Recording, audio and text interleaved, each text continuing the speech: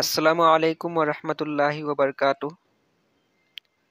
এই ভিডিঅ'টোত আপোনালোকলৈ লৈ আহিছোঁ মহিলাৰ পাকিজা শিক্ষা, মহিলাৰ হাইজ অৰ্থাৎ মাহেকীয়া ঋতুকালীন অৱস্থাৰ ইছলামিক কেইটামান প্ৰশ্ন উত্তৰ।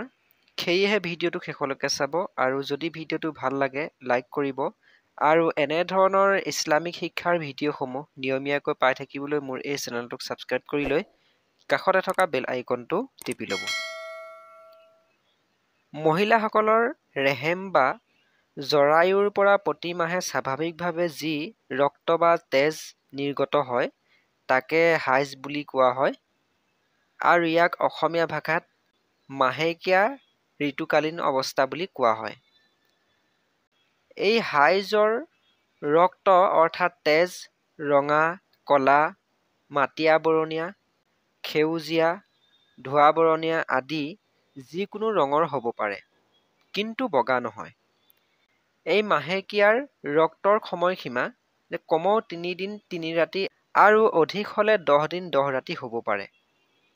এতিয়া প্ৰশ্ন হয়, মহিলাসকলৰ কিমান বয়সত হাইজ অৰ্থাৎ মাহেকীয়া আৰম্ভ হয় আৰু কিমান বছৰ বয়সলৈকে হ'ব পাৰে? ইয়াৰ উত্তৰ হৈছে কমপক্ষেও 9 বছৰ বয়সৰ পৰা হাইজ আৰম্ভ হয় আৰু 55 বছৰলৈকে হ'ব পাৰে। ইয়াৰ পিছৰ প্ৰশ্নটো হৈছে 9 বছৰ আগতে বা 55 বছৰৰ পিছত তেজ নিৰ্গত হ'লে তাক কি বুলি কোৱা হ'ব? ইয়াৰ উত্তৰটো হৈছে ইছলামৰ মতে 9 বছৰ আগত হাইজ হ'ব নোৱাৰে, গতিকে ইয়াৰ পূৰ্বে ৰক্ত বা তেজ নিৰ্গত হ'লে তাক ইস্তেহাজা অৰ্থাৎ বেমাৰ বুলি ধৰা হয়। অন্যহাতে 55 বছৰৰ পিছত ৰক্ত নিৰ্গত হ'লে তাৰ ৰং চাব লাগিব। যদি ৰঙা বা কিচকিচিয়া কলা তেজ নিৰ্গত হয় তেন্তে তাক হাইজ বুলি ধৰিব লাগিব আৰু যদি আন কিবা ৰঙৰ তেজ নিৰ্গত হয় তেন্তে তাক ইস্তেহাজা বুলি ধৰিব লাগিব অৰ্থাৎ বেমাৰ বুলি ধৰিব লাগিব।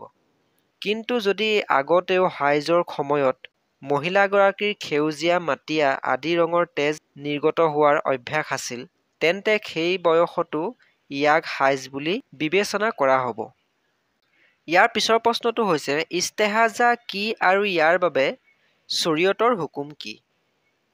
ইয়াৰ উত্তৰটো হৈছে কোনো ৰোগৰ কাৰণে মহিলাৰ জৰায়ুৰ পৰা যি তেজ নিৰ্গত হয় তাকে ইস্তেহাজা বুলি কোৱা হয়। ইস্তেহাজাৰ সময়ত নামাজ, ৰোজা, কোৰাণ শ্বৰীফ পঢ়া আদি আদায় কৰিব লাগে। সহবাস কৰাও বৈধ হয় আৰু ইস্তেহাজাৰ বিস্তাৰিত বিৱৰণ আমি ইয়াৰ পিছৰ ভিডিঅ'টোত আলোচনা কৰিম। এতিয়া প্ৰশ্ন হয়, যদি কোনো তিৰোতাৰ 3 দিনতকৈ কম আৰু 10 দিনতকৈ বেছি সময় ধৰি তেজ ওলায় বা তেজ নিৰ্গত হয় তেন্তে তাক হাইজ বোলা হ'বনে? ইয়াৰ উত্তৰটো হৈছে 3 দিনতকৈ অলপ কম হ'লে হাইজ নহ'ব, বৰং তাক ইস্তেহাজা অৰ্থাৎ বেমাৰ বুলি ধৰা হ'ব। আৰু 10 দিন 10 ৰাতিতকৈ সামান্য বেছি হ'লে চাব লাগিব যে পূৰ্বতে উক্ত মহিলাজনীৰ কেইদিনলৈকে হাইজ হোৱাৰ অভ্যাস আছিল।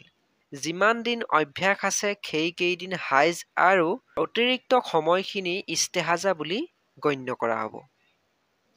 বন্ধু বান্ধৱীসকল, এয়াই আছিল আজিৰ মহিলাৰ পাকিজা শিক্ষা, মহিলাৰ হাইজ অৰ্থাৎ মহিলাৰ মাহেকীয়া ঋতুকালীন অৱস্থাৰ কিছু ইছলামিক নিয়ম নীতি। যদি ভিডিঅ'টো চাই ভাল পালে লাইক কৰিব, লগতে কিবা সুধিব লগা থাকিলে কমেণ্ট কৰি সুধিব আৰু এনে ধৰণৰ ইছলামিক জ্ঞানৰ ভিডিঅ'সমূহ নিয়মীয়াকৈ পাই থাকিবলৈ মোৰ এই চেনেলটোক ছাবস্ক্ৰাইব কৰি লৈ কাষতে থকা বেল আইকনটো টিপি ল'ব। ভিডিঅ'টো সম্পূৰ্ণকৈ চোৱাৰ বাবে ধন্যবাদ।